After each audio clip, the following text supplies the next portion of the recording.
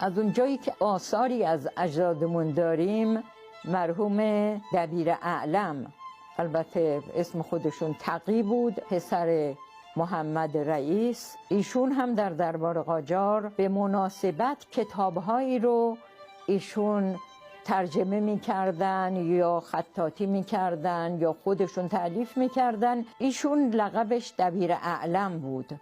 فرزند ایشون که پدر بزرگ من میشن، مرحوم شفیع که بعداً دبیران شدن، ایشون دبیر افخم بود. وقتی که شناسنامه میخواستن بگیرن، بعضی از فرزندان دبیر اعلم محمدی گرفتن و مرحوم پدر من دبیران گرفتن که مادر من از خانواده محمدی هستن، یعنی هر دو از نوادگان همین دبیر اعلمن.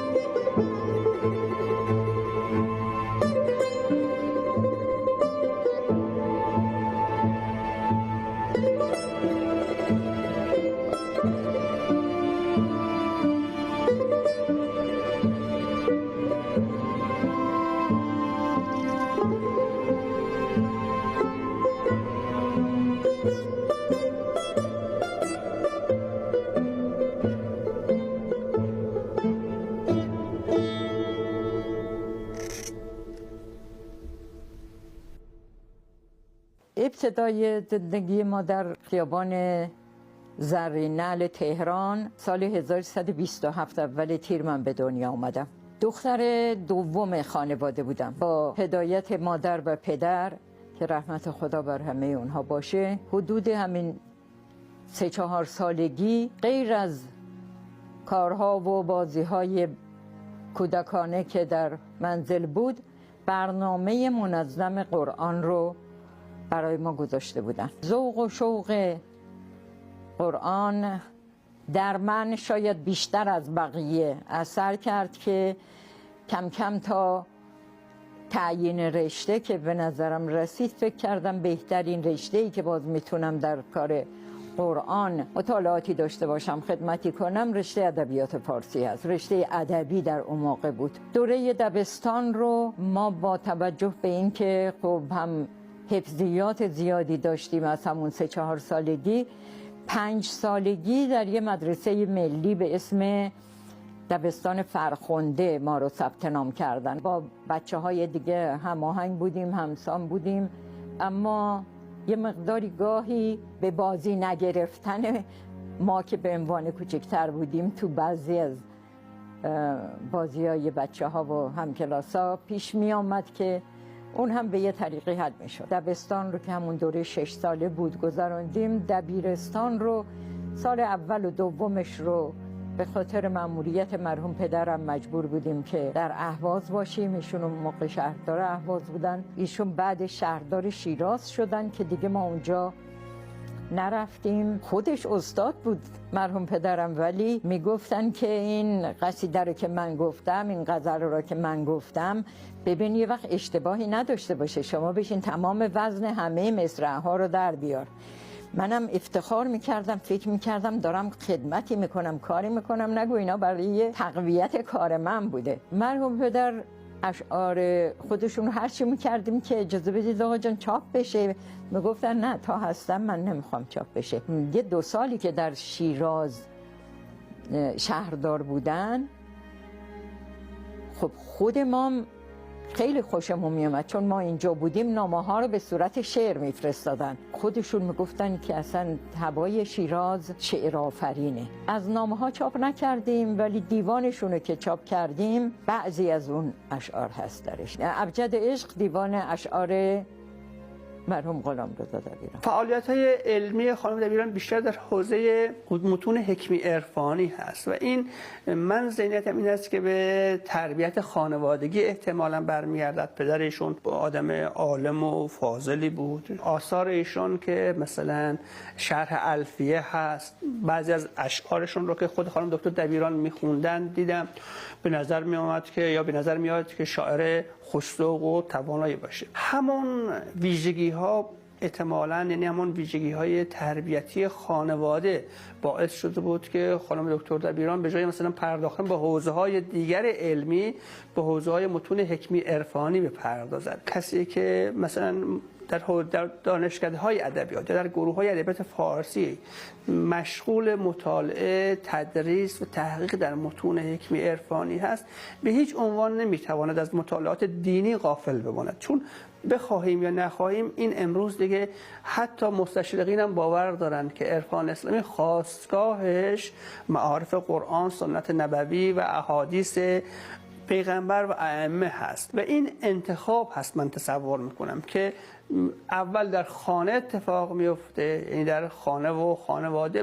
بعد خودش رو در حوزه های آموزشی و تحقیقاتی خودش رو نشان میده. غیر از اینکه توفیق داشتم که دیوان اشعار مرحوم پدر رو به چاپ برسونم، یک کار ارزنده ایشون داشتن، ترجمه الفیه ابن مالک. دوره دبیرستان که رشته ادبی رو انتخاب کردم، اون موقع مرحوم پدر به من الفیه رو داده بودن که هم می نوشتم، هم بسیاری از اشعارش گفته بودن از حفظ می کردم.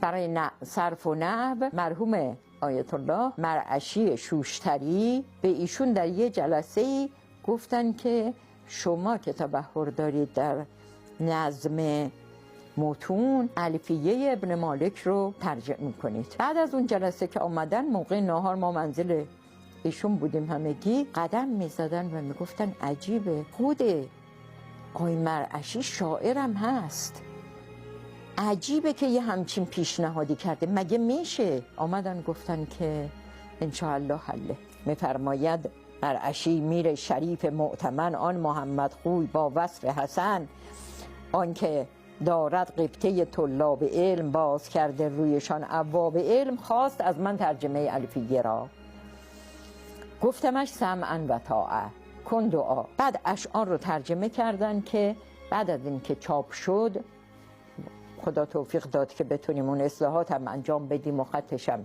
یک نواخت کنیم. مقدمش رو هم مرحوم عموم دادیم نوشتن، خطشون نزدیک به خط مرحوم پدر. خود این کتاب الفیه هم خط نسخش که به عربی اشعار هست، هم خط نسخ تعلیق که ترجمهش هست، هر دوش از خود مرحوم پدرم هست.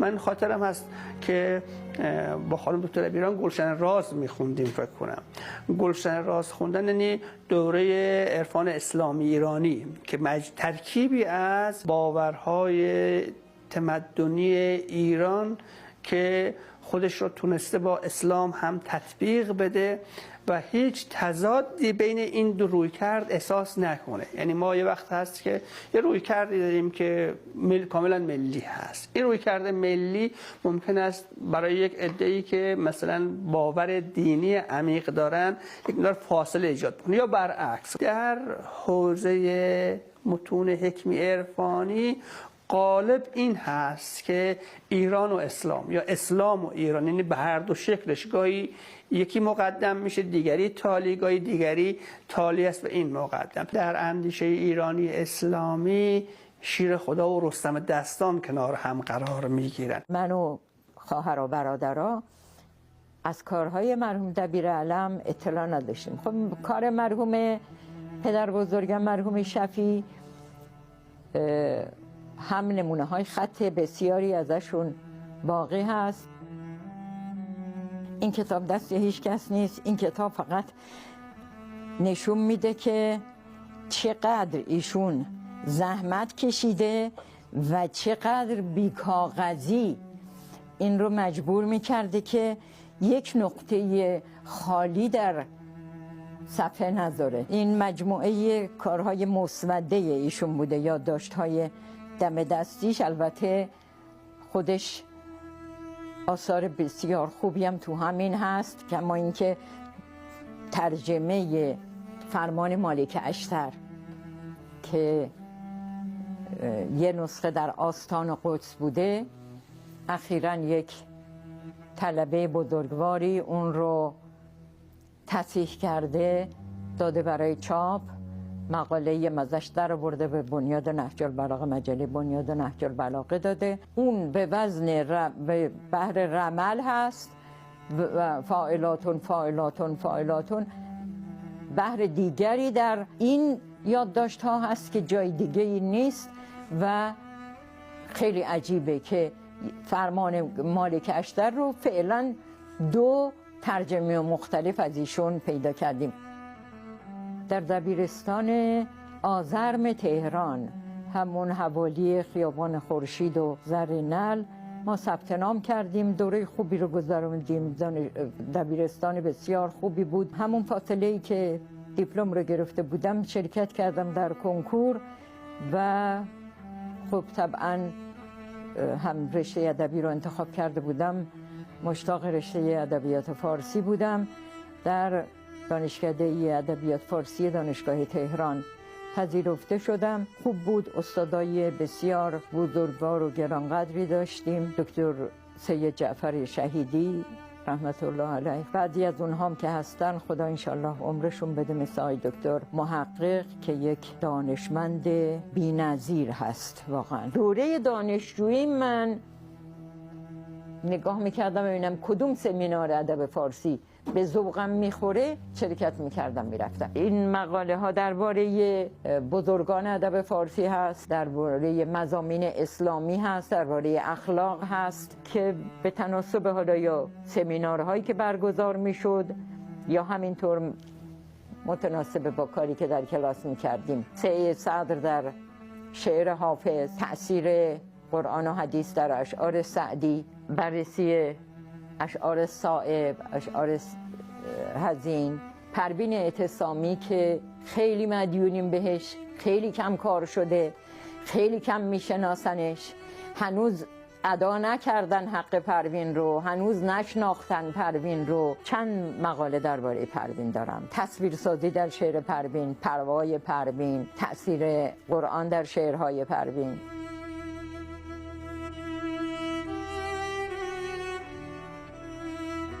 همسرم از سال دوم با من آشنا شد که دیگه ازدواجمون رو بعد هم خدا 2 تا دختر 2 تا پسر بهمون داد که همشون الحمدلله مشغول تحصیل و تدریس و کار و همه خدمت هستن. بچه‌های من هیچ کدوم ادبیات نرفتن. فهیمه جون که دختر بزرگ من هست رشته داروسازی قبول شد در دانشگاه. پسر بزرگم فرهنگ رشته صنایع خوند. پسر بعدیم فرهاد هست، رفت امتحان داد UM دانشگاه خود مالزی، اونجا ارشد مدیریت قبول شد.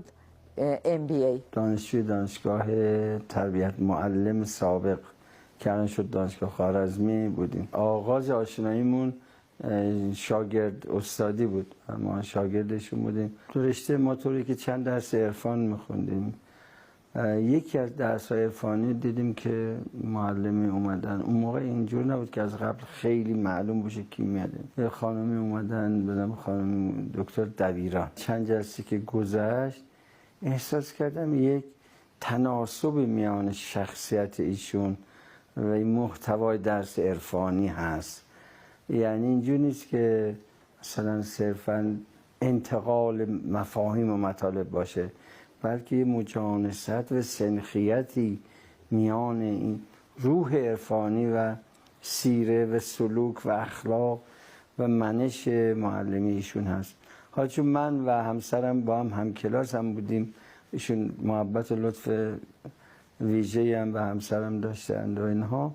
خب هی رابطمون بیشتر شد، یعنی نگاه خیلی مادرانه و معلمانه و حکیمانه، همچنان که از اسم استاد حکیم دبیران برمیاد. واقعا این اسم هم اسم با مسمایی بود، به اصطلاح قدما استاد دیده است. استادان بسیار بزرگی رو درک کرده، از جمله استاد شهیدی رضوان الله تعالی علیه که جامع جمیع خصال نیکو پسندیده و حمیده بودن و کسان مثل استاد شهیدی خیلی حسن نظر داشتن برشان و ایشون خوب تلمس کرد، خوب زانوی تعلم رو بر زمین زد و این مراحل خیلی خوب درک کرد. مثال زدم از استاد شهیدی که میدونم در واقع 100,000 امتحان است ای پسر تا نگویی من شدم سرهنگ در. 100,000 طفل سر ببریده شد تا کلیم الله صاحب دیده شد. 100,000 دین و دل تاراج شد تا محمد یک شبی معراج شد. هم دوره لیسانس، هم فوق لیسانس، هم دکتری که من دانشگاه بودم، هر سه دوره آقای دکتر شهیدی خدا رحمتش کنه استاد ما بودن. بعد چون من نارمک زندگی میکردم، منزل ایشون نزدیک خونه ما بود. ایشون داماد مرحوم غلامرضا سعیدی بودن. مرحوم پدر با آقای سید غلامرضا سعیدی آشنایی قبلی داشتن و رفت آمد. من از ایشون خواهش کردم که استاد من برای پایان نامه میخوام خدمت شما باشم. آمده بودن منزل ما، به بازدید عیدی آمده بودن. گفتن که اصلا به دانشکده گفتم یک دونم برای من پایان نامه نذارن. گفتم حالا استاد پس تا چایتون رو میل میفرمایید من فهرست نسخ مدرسه سپهسالار رو میارم، شما یه دونه برای من انتخاب کنید ببینم چه کار کنم. تو این فاصله خدا رحمت کنه خانومشون گفتن مال اینو که باید بپذیری. با شفاعت ایشون گفتن حالا ببینم. باز کردن چند نسخه رو دیدن و شرفنامه منیری رو که نگاه کردن گفتن فقط اینو اگر که توی فهرست نشون دادن، اگر اینو تونستی نسخه هاشو پیدا کنی الان کار کتابخونه محتاج اصل این نسخه است. یه نسخه غلط در کتابخونه لغتنامه ده خدا هست که نیاز داریم که اصلاح بهتری انجام بشه. 11 نسخه از ایران و جهان برای ما پیدا کردیم. خب خیلی از نسخه ها غلط زیاد داشت، بسیاری افتادگی داشت، مشکلات داشت. 4 نسخه رو اساس قرار دادم من که این الحمدلله انجام شد. چون اوایل انقلاب بود، شور انقلابی نمیذاش آروم بشینم، مسئولیت های مختلف و بلکه همون دانشکده خودمون رئیس دانشکده شدم و بعد رئیس دانشگاه الزهرا شدم و کارهای مختلف. آقای دکتر شهیدی مرتب میگفتن چی شد؟ خب کارم کند شده بود، مجبور بودم که به هر فشاری هست فرمایش ایشون رو انجام بدم. 8 سال طول کشید. بعد دیگه تا جمع و جورشم بکنیم برای دفاع سال 10 درخواست دادم که با مشکلاتی مواجه شد. فرصتی محدود به ما دادن که اگه تو این فاصله انجام بدن کارشون انجام میشه. تو اون موقع انجام شد خوشبختانه. 85 جلد اول، 86 جلد دوم. جلد اول رو استاد در قید حیات بودن دیدن. جلد دوم رو اونقدر عجله کردم که به عمرشون برسه ببینن، ولی فقط جهت ادای دین بالا سرشون بردم موقعی که دیگه دستگاه ها به مرحوم دکتر شهیدی وصل بود. ولی مطمئنم که آرامش پیدا کردن چون خیلی نگران چاپ اینها بودن که زودتر به دست برسه. سال 84 مؤسسه فرهنگی خاتون قلم رو افتتاح کردم. خانم دکتر دبیران و یک عده از شعرا و نویسندگان و اساتید برجسته از جمله آقای حمید سبزواری، آقای دکتر گرمارودی، خانم راکی، دوستان زیاد، همه شاعر و نویسنده بودن، همه دعوت شدن و اونجا برای افتتاح خاتون قلم من ایشونم دعوت کردم که ایشون تشریف آوردن و عزیزانی بودن اونجا که همه سخنرانی کردن. دانشگاه عثمانی در هند یک فراخوانی داده بود. اومدن یه روز به من گفتن که تو نمیخوای برای دانشگاه یه مقاله بنویسی؟ گفتم خانم دکتر کدوم دانشگاه چیه؟ گفتن دانشگاه عثمانیه. تو که من خودم در هند به دنیا اومدم. منم یه مقاله نوشتم عرفای ایران در هند، برای پدرم نوشتم. ایشون در هند خب کارهای خیلی مهمی انجام دادن. من مقاله‌ای نوشتم و نشر زبان فارسی مقاله من جزو مقالات برتر انتخاب شد. من دعوت شدم.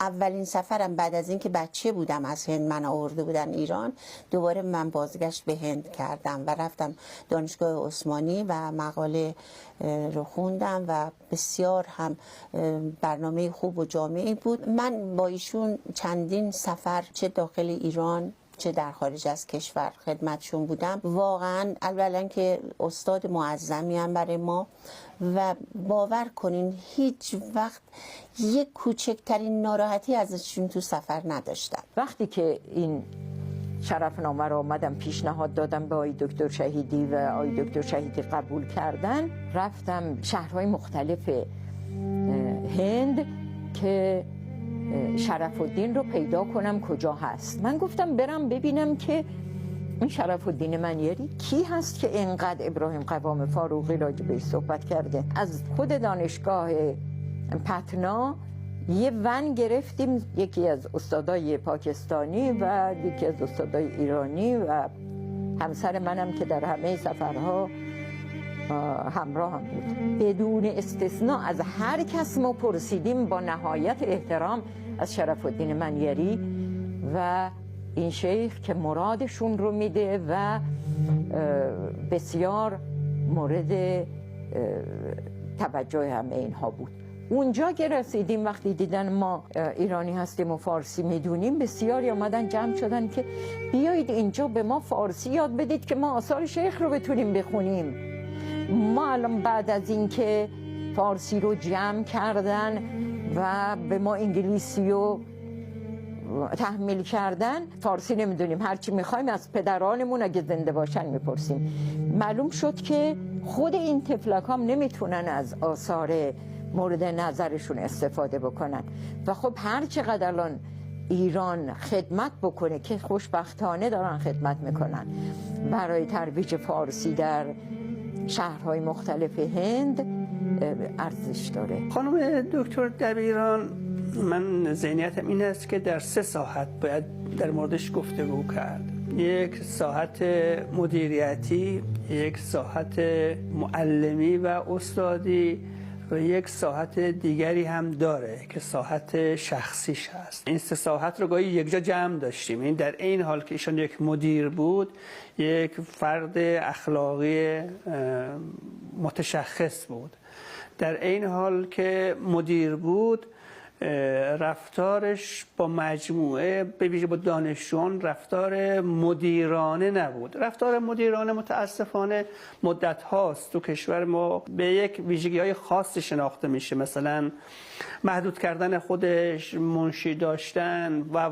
در حوزه مدیریت خانم دبیران مدیر خیلی شجاعی بود، یعنی مقید به این نبود که آیین نامه چی میگه. مرکز ثقل مدیریت خانم دبیران فکر کنم کارگشایی بود. یعنی اگر آیین نامه هم وجود داشت سعی میکرد آیین نامه به سمت و سوی تعویل یا تفسیر بشه که برای دوستان دانشجو همکارا کارگشا باشه. خیلی عادی هست در حوزه مثلا دانشگاه انسان وقتی با استاد مواجه میشه یکم باید دست پاشو جمع بکنه، یکم محدوده، یکم مقیده. اصلا شاید بشه گفت که زیاد نیستن استادانی که وقتی که شما میخوای باهاشون مواجه بشوید دلهوره نداشته باشی. یعنی معمولا در مواجهه با استاد آدم همواره این نگرانی و دلواپسی داره که الان چی میشه، الان چی میپرسه. در مورد خانم دبیران یکی از شاخصهای اصلیش این بود هنگام مواجهه با خانم دبیران، حتی روز امتحان این دلهوره و دلواپسی که نگران بشود آدم که الان چه خواهد شد رو نداشت. انقلاب شد، احساس کردم که الان دانشگاه ها به ماها احتیاج داره برای تدریس. درخواست دادم به شورای عالی انقلاب فرهنگی اون موقع. پیشنهاد من رو پذیرفتن، گفتن در جلسه برای دانشگاه تربیت معلم تصویب شده مال شما. 62 63 که وارد شدم گفتن که مسئولیت گروه بعد با شما. مسئولیت گروه چند ماهی نگذشته بود که دیدم که رئیس دانشگاه صدا کردن منو که میخواستیم که شما مسئولیت دانشگاه از زهرا رو بپذیرید. گفتم من اصلا هیچی دربارش نمیدونم، به اضافه این که من الان عازم حج هستم، باید برم خانه خدا. گفتن خب شما برید و برگردید. بعد خب کار رو شروع کردیم. خیلی هم کار سخت بود و به لطف خدا تمام وقت ما رو میگرفت. من هر مسئولیتی داشتم هیچ وقت به خود منشیام گفته بودم هیچ کس رو رد نکنید، هیچ کس رو معطل نکنید. حتی بپرسید کسی میاد چقدر عجله داره برای کار. بسیاری بودن می آمدن مدرکشون از دانشگاه میخواستن، پا شده از آذربایجان آمده میخواد حالا بعد از ظهر برگرده بره به کارش برسه. بسیاری از اینها رو کاراشونو اگر که بقیه تعلل میکردن خودم موظف میکردم که کار مردم نمونه و معطل نشن. دانشگاه از زهرا که مسئول بودم 3 سال من رئیس اونجا بودم. خدا توفیق داد و خود حضرت زهرا سلام الله علیها کمک میکردن که کارها انجام بشه، ولی مشقات خیلی زیاد بود. ولی چندین بار از وزارتخونه نامه میامد که چرا با بچه ها مهربانی نکردید. چجور بود؟ بچه ها یک ماشین دانشگاه رو آماده کرده بودن، وسایل خریده بودن، تعدادی دخترها آماده بودن با این ماشین برن این وسایل رو تقسیم کنن جبهه. همون موقع برادر من مدت‌ها بود مفقود بود، نمیدونستیم مثلا شهید شده، مفقود کجا هست. خب این تو ذهن من بود که امنیت نیست اونجاها، این بچه ها برن اونم با ماشین مارک دانشگاه هیچ استبعادی نداره که گرفتار بشن. گفتم نه اجازه نمیدم. شکایت کرده بودم وزارتخونه، از وزارتخونه نوشتن که با اینا راه بیایید و همکاری کنید ببینید چی میخوان انجام بدن. نوشتم که یه وقتا مادر میخواد دست بچهشو بگیره که تو چاه نیفته، محکم میگیره جای دستش هم میمونه روش. ولی من محبت کامل به بچه ها دارم، خاطر خودشون بسیاری از این کارهایی که میخوان انجام بدن به صلاحشون نیست. گاهی وقتا انسان ها اسیر شغلشون میشن، اون روابط انسانی فراموش میشه. شما میری یه اداره‌ای میبینید که طرف اصلا ملاحظات اخلاق انسانی یادش میره. واقعا ایشون معلمی رو شغل نگاه نمیکرد. من فکر میکنم معلمی رو واقعا به عنوان یک منش اخلاقی، منش معنوی، وسیله‌ای که بتونه که به ارتقاء روحانی مخاطب کمک بکنه نگاه میکرد. در محیط علمی که ارتباطاتمون فراوان بود، پایدار بود و هنوز هم ادامه داره، من بی اغراق و بدون تعارف‌های معمول واقعا میخوام عرض کنم یک معلم الگو میدیدم ایشونو. معلمی که واقعا نسبت به دانشجویان احساس تعهد میکنه، سرنوشت اخلاقی، فرهنگی و علمی همه رو با هم توامان در واقع احساس مسئولیت داره نسبت بهشون. یه سمیناری بود در اسلام آباد، دکتر فرهادی گفتم بیا. رفتیم اونجا، من اونجا آشنا شدم با کار اقبال. اینجا نمیدونستم، بعضی از اشعارش رو شنیده بودیم، اما واقعا اونجا که دیدم چقدر این خدمت کرده به زبان فارسی، گفتم ما باید یه جوری بینمون رو به اینها ادا بکنیم. خب همونجا یه شعری برای اقبال گفتم و جلسات هم بسیار خوب بود و دانشکده ها رفتیم.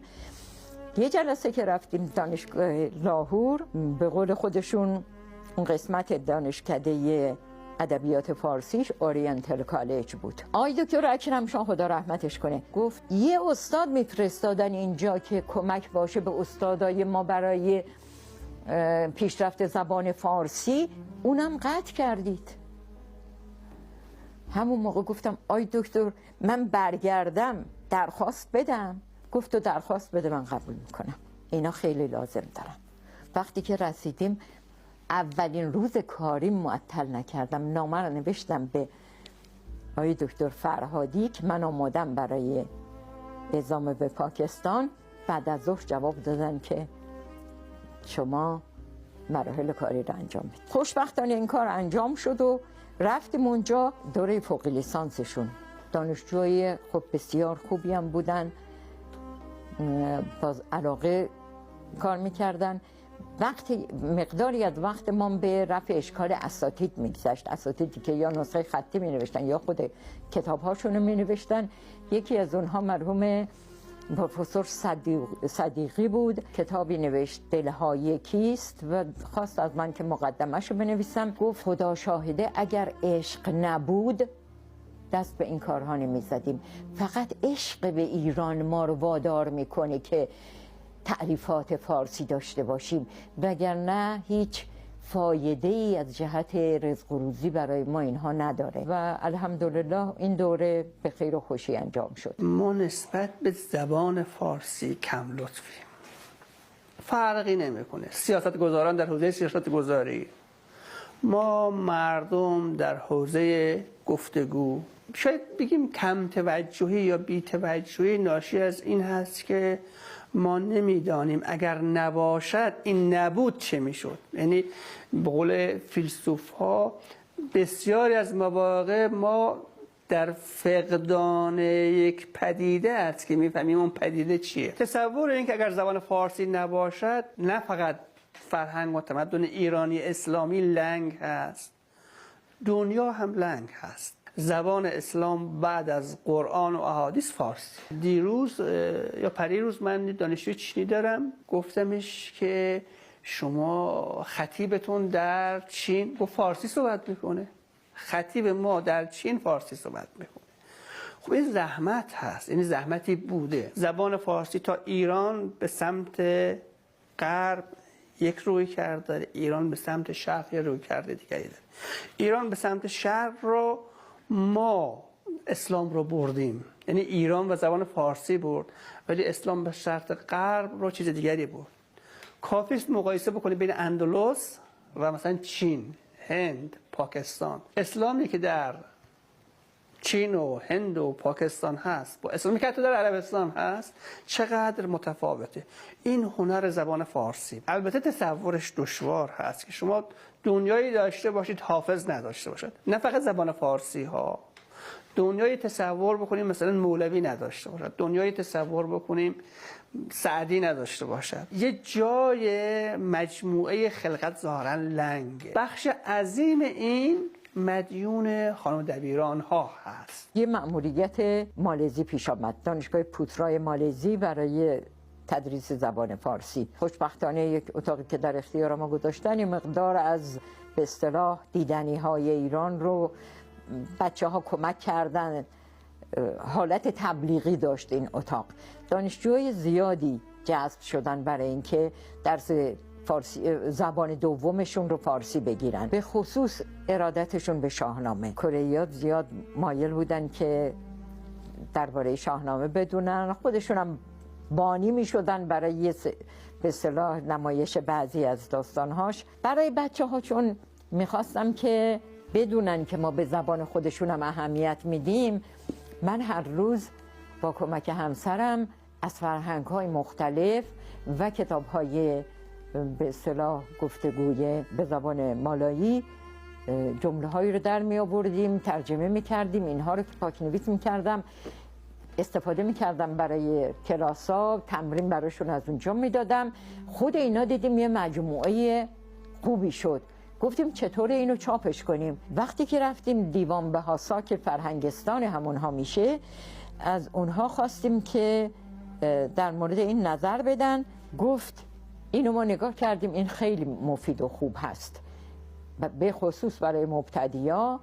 منم که بخوام دلم میخواد برم اصفهان، این برام میتونه فرهنگ خوب و مفیدی باشه این لغات. اون محبت کرد، داد چاپ کردن و تعداد نسخه به خود ما دادن. این 3 زبان است: مالایی، انگلیسی، فارسی. یک استاد بسیار قدیمیشون، استاداشون، یک اتاق در اختیارش گذاشته بودن که شاگرداش هر وقت میخوان، پروفسور دکتر احمد جوهری بن معین، که شاگرداش همیشه اینو در دسترس داشته باشن. از اون من خواهش کردم که یه مقدمه براش بنویسه.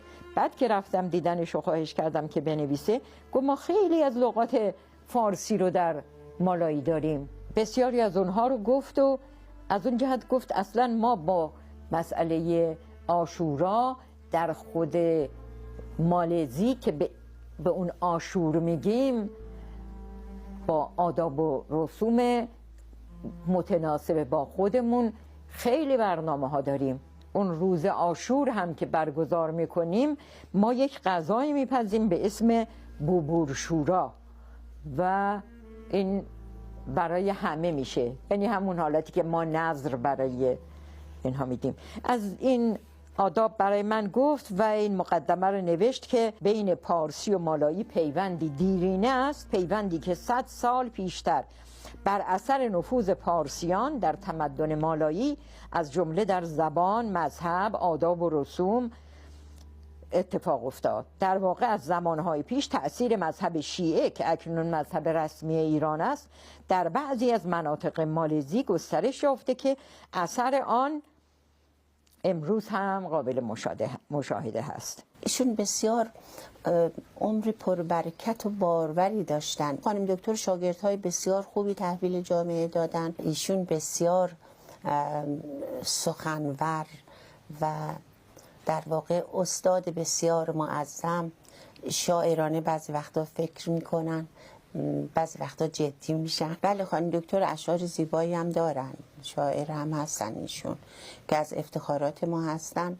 در واقع میخوام بگم استاد من هستن ایشون. مقاله های زیبایی که نوشتن و این چیزها همیشه برای ما سرمشق بوده. بسیار علاقه‌مندم به قلم ایشون و مثلا به کاراکتر و برنامه‌های اجتماعی ایشون بسیار علاقه‌مندم و افتخار میکنم که ایشون استاد ما بودن. این مجله های سالهای مختلف هست که تو هر کدوم از اینها یک مقاله ارائه دادم. بعضی از اونها مجله های ثابت هست در دانشکده های مختلف، بعضی از اونها مجموعه مقالاتی هست که در سمینارها ارائه شده. خب بسیاری از سمینارها مقاله هاشون دیگه بعداً به چاپ نمی رسید، اونها به پرینت شده. خودم دارم که کنار هست، کتاب مشاعره ای رو نوشته این خانم زهرا محرر، در بخش به اصطلاح از شاعرای مختلف نوشته. یه مقداری از اشعار من رو در این شعر مشاعرش آورده. حوزه هنری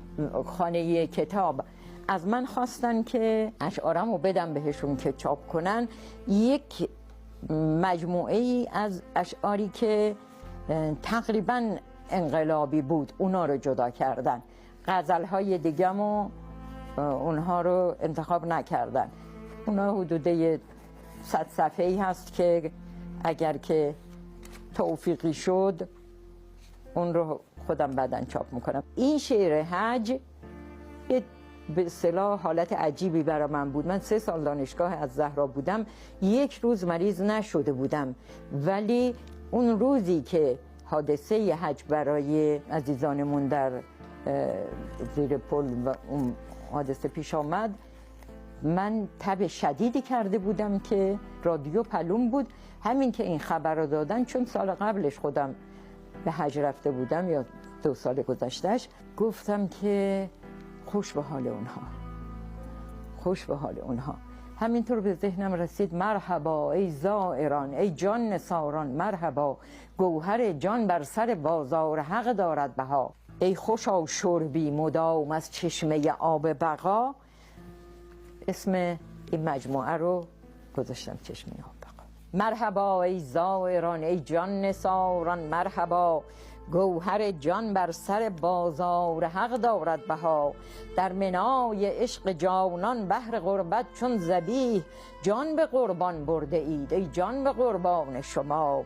از پی لبیک هل من ناصر صابر اللهی حجتان شد ناتمام ای عاشقان کربلا. من که نمی رسیدم اون ایام به اصطلاح شعری بگم، این شعر مجال به من نمیداد و میریخت، ولی اون 2 ساعتی که از غروب من این خبر رو شنیدم تا وقت نماز انقدر برای من به فوران می آمد این ابیات که پا شدم نماز مغرب بخونم.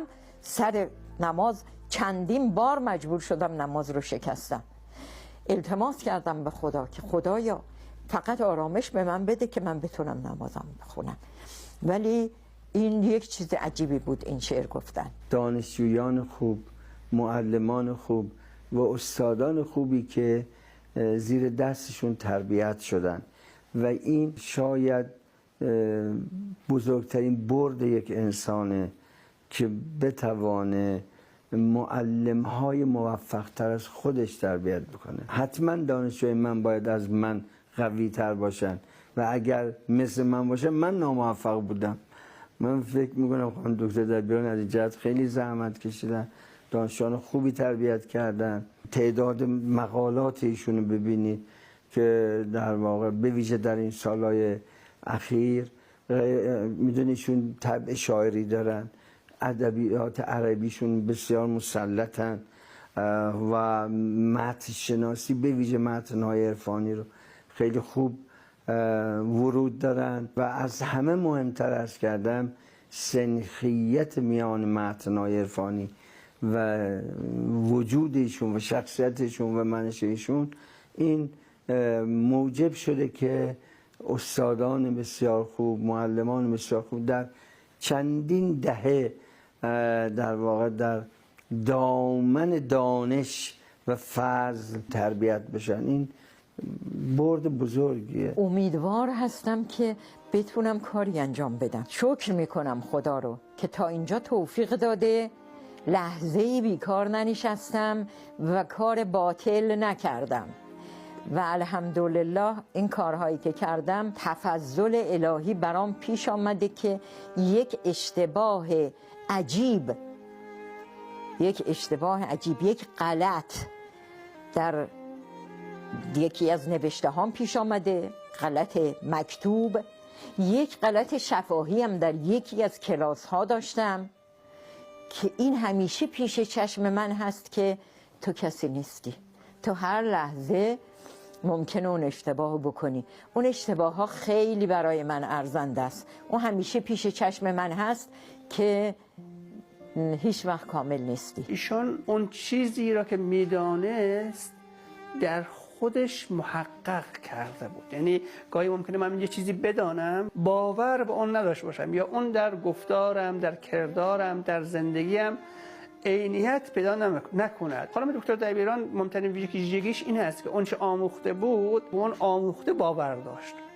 به اون چیزی که باور داشتم عینیت میبخشید، در رفتارش میشد ببینید. حاصل عمر به رویکرد افراد برمیگرده. یعنی یک فرد ممکنه که در پایان عمرش، حاصل عمرش تعداد اسنادی باشه که حالا باغ هست، ملک هست، مغازه هست، در خونش جمع کرده. یکی دیگرم ممکنه ذهنیتش این باشه که حاصل عمرش کاری که انجام داده هست. حاصل عمر معلم یک بخشش دستاوردهای پژوهشیشه، ولی بخش عظیمش فرزندهای معنویش هستن. و من تصور میکنم که معلم‌های مثل خانم دبیران فرزندهای زیادی دارن، یعنی خیلی عیالوارن و ممکن هست همدیگه رو نبینن، ولی دور از ذهن هست که انسان کسی که او را پرورده فراموش بکنه. شعری دارم با عنوان بیا گل نرگس. دلم که داشت همیشه بهانه رویت، سراغ می کند از من نشانه کویت. بیا که بی گل نرگس چمن بهاری نیست، شمیم روح فزا درفشانه بویت. هزار دیده مشتاق در رهت نگران، ثنای منتظران شد رسانه سویت. نواخت نغمه عرفانیت دل عشاق، پر است گوش جهان از ترانه هویت. نه من چو شمع به عشق رخ تو می سوزم، که شد زبان زد عالم فسانه خویت. نهاد بحر تمنا حکیمه در اشکی، بدان امید که گردد روانه جویت.